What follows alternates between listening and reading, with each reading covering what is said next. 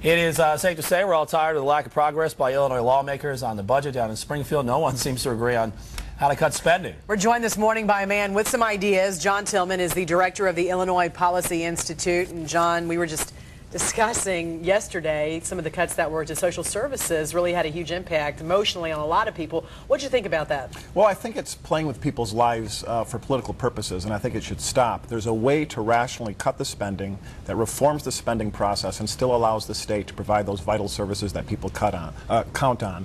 And that's the kind of thing that we're proposing, is how to do it without using scare tactics for political purposes. Kind of give an idea of what you do, John, and the Institute does. The Illinois Policy Institute is a research and education organization on public policy. We focus on limited government, free markets, and a way to do common sense reforms that are nonpartisan in nature. We believe in government. It just should be rational, responsible, and fiscally prudent. So you thought yesterday was more political posturing than I think anything. it was mostly political posturing, although I will commend the governor for starting to focus on the spending side rather than the tax increase. He still advocates a tax increase. We're providing some spending reforms that will make the tax increase unnecessary, but at least he's turned attention to the spending side, and we think that's a good first step. All right, let's break down a couple of things that people probably understand. You say rollback of Governor Quinn's 2010 spending increases for 22 state-funded entities in 2009 levels. That will save over $980 million. The governor from 2009 to 2010 proposed spending increases for some of the government agencies. We think those should stop. We think, in simple terms, to try to get people to get their hands around this, because everybody makes it very complicated. Yes. We talk about $9 billion deficits, $11 billion deficits. All of that is just posturing. The truth is, how do we balance the budget without a tax increase? If you increase taxes, you kill jobs. Cutting back those spending proposals will do it. There's other things you can do, such as an across-the-board cut of 10%.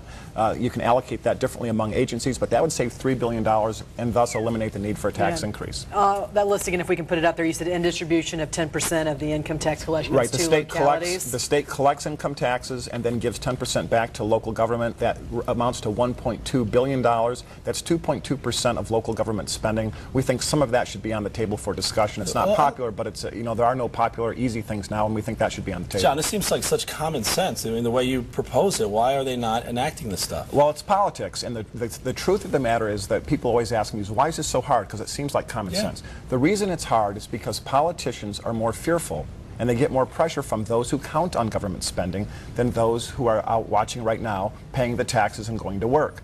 The fact is that those who count on spending are very organized, and they lobby in a very aggressive way, from the public employee unions to all the social service agencies. And so, of course, everybody wants the most money they can possibly get. Taxpayers are a very dispersed group of people. They don't get together in a way that is organized, and as a result of that, politicians fear the people who count on government spending more than they do the taxpayers. But the taxpayers need to have their voice heard. Well, the reason the tax increase has not passed yet is because taxpayers have reached the breaking point, and calls went in by the thousands to Springfield during the last session on May 31st, that weekend when the tax hike was defeated. And I think that shows that the people are finally rising up and saying, you know what, spending has increased since 1998, after inflation, 45% per person, from $3,200 per person to $4,700 per person. That's a 45% after inflation increase. That's the fundamental problem, is spending. Spending is out of control. If we rolled back spending in rough terms to 2006, we would not have a budget deficit. We would not need a tax increase. Okay, in the meantime, let's talk about some of the ridiculous things they could get rid of right away in 2010. Number one, the Illinois grape and wine industry grants of $150,000. Well, I love a good Cabernet just like anybody else. And was this for research or something? Well, I'm not drinking any Merlot. Right, because that's swill, right? That was a great movie.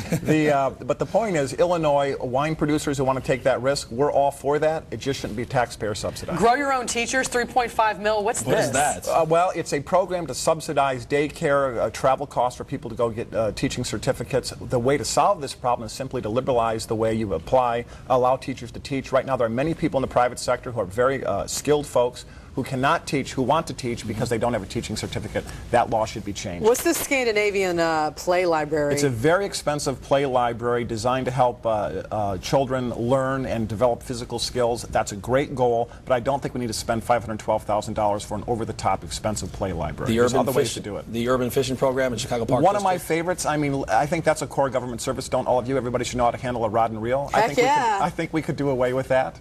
And finally, snowmobiles. What is this all about? $79,000. Well, I don't know about you, but I know most winters, the number of snowmobile possible days in the state of Illinois are probably 3. I don't think we need to spend $79 million. But my favorite is the horse breeding subsidy of $2.some million. I think the horses know how to breed. They don't need taxpayer help.